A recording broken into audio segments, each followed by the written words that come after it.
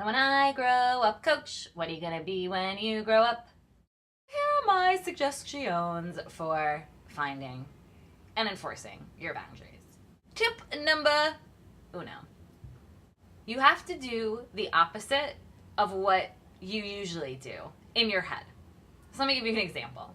As a yes person and a recovering people pleaser, my first automatic answer to anything is always yes.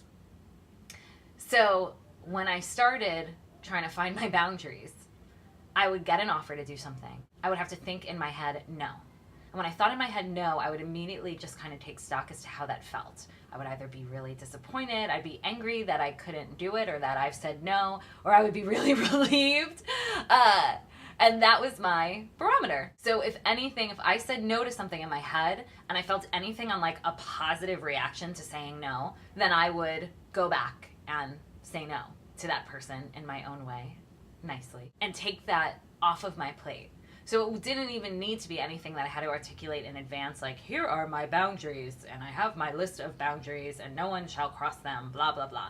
It was still just, kind of gut reaction, saying no. Obviously, if you know that you're a no person and you say no to a lot of stuff, then do the same thing with the yes in your head. And even if something's scary and you usually don't do stuff like that, if it's something that you feel that you say yes in your head and there's something that's giving you a positive reaction to that yes, then I double dog dare you to say yes to that offer and see what comes of it. It's going to be juicy.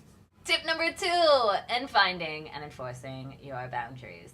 It's all about looking at where your time is going and what you want to be doing more of, what you want to be doing less of, what you want to not be doing at all, what you want to pick up to do.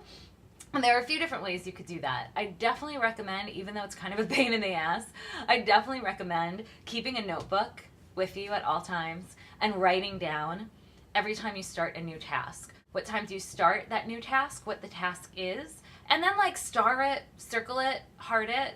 If it's something that you are really enjoying doing, you want to do, more of it or keep doing it. And then kind of do the same thing with tasks that you're like, oh, so don't want to do this, blah, horrible, I'm going to shoot myself in the face.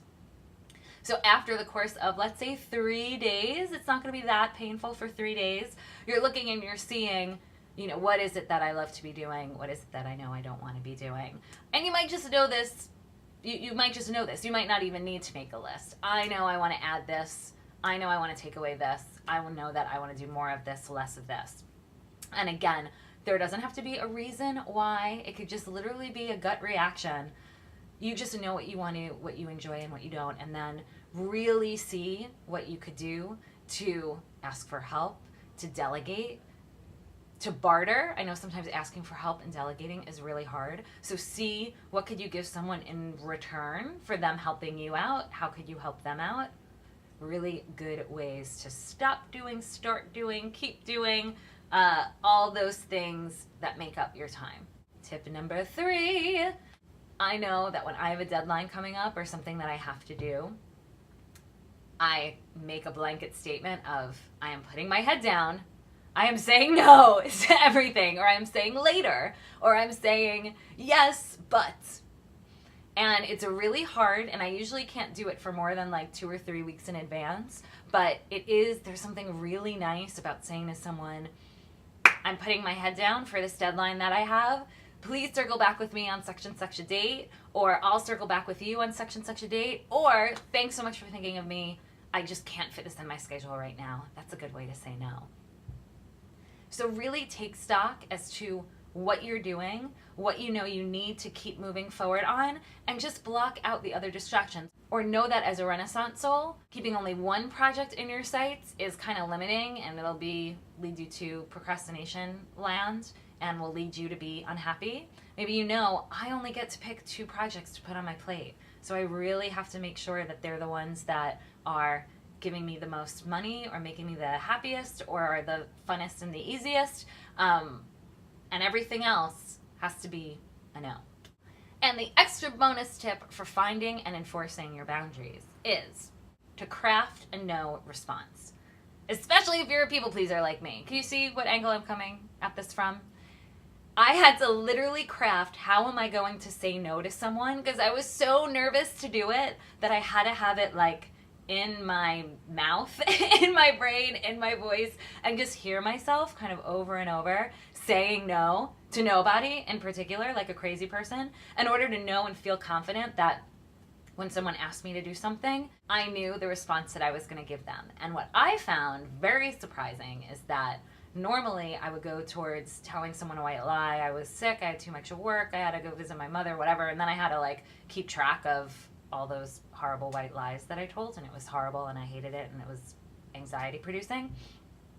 But I figured I had to give that excuse. There had to be some excuse. So I always had to make up an excuse that was good enough for me to get out of something. And I decided to stop making excuses and just say, thank you so much for thinking of me, but unfortunately I have to take a pass for that right now, but thank you so much. And I would leave it at that, and people wouldn't say, why not? What are you doing? What's going on? What are you... Oh my God, it was amazing. It was freeing. And you just have to sometimes kind of get over yourself that people are going to like quiz you, or, you know, if you say no, it's going to ruin their lives. I know you don't really think that, and I didn't really think it either, but that's like what I always had kind of going on in the back of my head. So there are your 3 steps and your bonus tip for finding and enforcing your boundaries. Oh, I can't wait to hear what comes of it. It's going to be so good, and you're going to get all this work done, and it's going to be just the stuff that you want to be doing, and I'm excited. Okay, I'm going to leave it at that. Bye. So when I grow up, Coach, what are you going to be when you grow up? That was amazeballs.